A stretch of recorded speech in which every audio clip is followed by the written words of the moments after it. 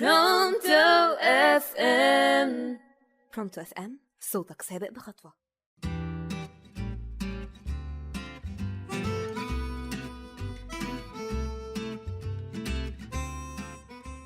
يا مساء النور، هكون معاكم سلمى أشرف في برنامج اسمع للآخر على برونتو اف ام، صوتك سابق بخطوة.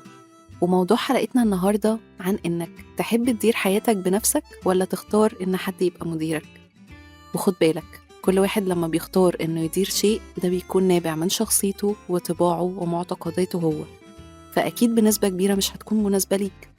لو اخترت إنه يدير حياتك، فهل أنت عندك القابلية لتقبل الاختلافات دي؟ ولا من الأول تختار تشيل مسؤولية كل حاجة وتبقى المدير؟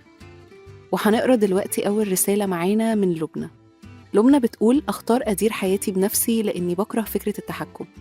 متفقة معاكي جدا يا لبنى، لأن مفيش أحسن من إنك تاخدي كل قراراتك بنفسك سواء صح أو غلط وتتعلمي منها.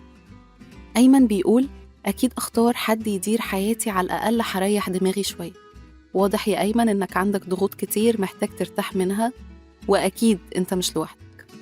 تهامي بيقول: أنا طول عمري في حد بيدير حياتي بالنيابة عني، فما أعتقدش بعد 30 سنة عندي قدرة الإدارة لا لنفسي ولا لأي حد، ده حتى اسمي مجبر عليه وبيفكرني بده طول الوقت.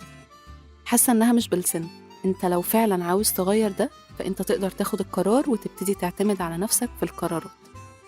سيلين: أنا شايفة إني كأم لازم أخد إدارة حياة ولادي كاملة لحد ما يكون عندهم 18 سنة، وقتها أعتقد هيكونوا قادرين كفاية يديروا حياتهم بشكل سليم. أعتقد إن رأي سيلين هيكون عليه اتفاق كبير من كل الأمهات، اللي بالمناسبة أتفق عليه بنسبة 100%. لينا بتقول: أنا نفسي في حد يدير حياتي في نطاق القرارات البسيطة، لكن القرارات المصيرية أكيد أحب أخدها بنفسي. رأي لينا أغلب الناس هتتفق عليه لأنه فعلا مريح، وأعتقد كتير مننا هيفضله.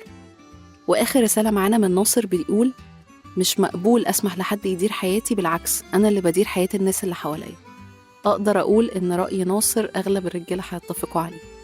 وفي النهاية، سواء حد هيدير حياتك أو هتبقى مدير نفسك، لازم تختار اللي هيخليك مبسوط ومرتاح، لأننا بنعيش مرة واحدة، فحاول على قد ما تقدر تبقى مبسوط في نطاق الحدود اللي مسموح ليك بيها واللي أكيد مش هتضر حد فيها.